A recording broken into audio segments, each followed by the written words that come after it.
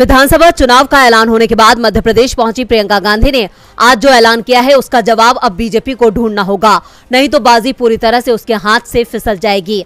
मंडला में प्रियंका ने राज्य के आदिवासी समुदाय से वादा किया कि छत्तीसगढ़ की तरह हम यहां भी तेंदुपत्ता संग्राहकों को 4,000 रुपए प्रति बोरा देंगे। इसके साथ ही प्रियंका ने एक गेम चेंजर घोषणा की है। इसका नाम पढ़ो और पढ़ाओ योजना है। प्रियंका ने कहा कि कांग्रेस सरकार में जो ये पढ़ो और पढ़ाओ योजना है, इसके तहत कक्षा 1 से कक्षा 8 तक 500 रुपए हर महीने मिलेंगे। 9 से 10 तक हर बच्चे को हर महीने 1,000 रुपए मिलेंगे और 11 से 12 कक्षा में हर बच्चे को 1,500 रुपए हर महीने मिलेंगे। हाँ, हम सिर्फ महिलाओं को 500 रुपए में गैस सिलेंडर नहीं देंगे, हम हर परिवार को 500 रुपए में गैस सिलेंडर देंगे। बीजेपी ने तो चुनाव आया तो गैस सिलेंडर के दाम कम किए, लेकिन हमारी तो जहाँ भी सरकार है वहाँ 500 रुपए में गैस सिलेंडर कांग्रेस की सरकार दे रही है। प्रियंका ने और भी कई घोषणाएं की, लेकिन उनकी पढ़ो और पढ़ाओ योजना को गेम चेंजर माना जा रहा है। राजस्थान में भारतीय जनता पार्टी की तरफ से पीएम मोदी ने खुद मोर्चा संभाल रखा है। पीएम मोदी खुद भी मंच से ये ऐलान कर चुके हैं कि राजस्थान चुनाव में कमल का निशान हमारा नेता होगा। सूबे की सियासत पे 1998 के बाद ये पहला मौका है जब बीजेपी बिना किसी चेहरे के सेंट्रल लीडरशिप के चेहरे पर चुनाव मैदान में उतर रही है। चर्चा तो यहाँ तक है कि वसुंधरा की प्रेशर पॉलिटिक्स वाली इमेज के कारण पार्टी नेतृत्व ने अब सूबे की सियासत में उनसे आगे देखने का मन बना लिया है।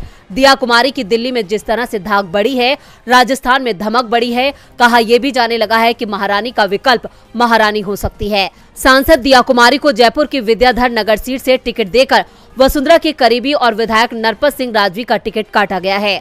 माना जा रहा है कि दिया कुमारी सीएम की प्रबल दावेदार हैं। इसी तरह सवाई माधोपुर से किरोड़ी लाल मीणा, पूर्व केंद्रीय मंत्री राज्यवर्धन सिंह राठौर जैसे विरोधी नेताओं को पहली सूची में जगह दी गई है। ऐसे में वसुंधरा समर्थकों के टिकट कटने के बाद सियासी गलियारों में इस बात की चर्चा है कि वसुंधरा राजे ने अपने कम से कम 52 खास समर्थकों को चुनाव में जुटने का संदेश दे दिया है। अगर इन समर्थकों को बीजेपी से टिकट मिलता है तो वो पार्टी के सिंबल पर चुनाव लड़ेंगे, लेकिन अगर उन्हें टिकट नहीं मिला तो वो स्वतंत्र चुनाव लड़ने के लिए तैयार रहें। ऐसा निर्देश उन्हें दे दिया गया है। अगर ऐसा होता है और वसुंधरा समर्थक उम्मीदवार 5 से 10,000 वोट भी काटते हैं तो इससे बीजेपी को बड़ा नुकसान होना तय माना जा रहा है। चुनाव आयोग ने राजस्थान विधानसभा चुनाव की तारीख 23 की जगह 25 नवंबर कर दी, क्योंकि इसके लिए सभी राजनीतिक दलों ने मांग की थी और अब मिजोरम से जो मांग आई है उसने आयोग को मुश्किल में डाल दिया है। दरअसल सभी 5 राज्यों में काउंटिंग 3 दिसंबर को होना है और मिजोरम के राजनीतिक दल इस तारीख को बदलवाना चाहते हैं। ईसाई बहुल मिजोरम में बीजेपी, कांग्रेस और सत्तारूढ़ मिजो नेशनल फ्रंट यानी MNF सहित सभी मुख्य राजनीतिक दलों ने चुनाव आयोग को पत्र लिखकर विधानसभा चुनाव की मतगणना की तारीख बदलने की मांग की है। इसके अलावा राज्य के प्रमुख चर्चों के समूह मिजोरम कोहरान हुए तूते कमेटी MKHC ने भी चुनाव आयोग को एक पत्र लिखकर राजनीतिक दलों की मांग का समर्थन किया है।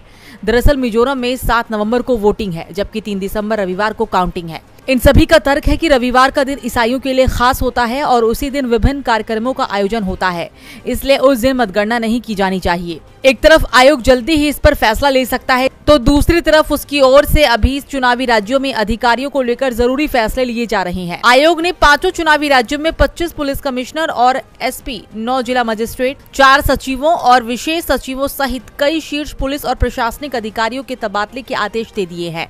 चुनाव आयोग ने ट्रांसफर हुए अधिकारियों को तुरंत अपने जूनियर को प्रभार सौंपने के लिए कहा। आयोग ने तेलंगाना में 4 कलेक्टर, 3 पुलिस कमिश्नर, 10 SP को भी चुनाव ड्यूटी से हटा दिया है।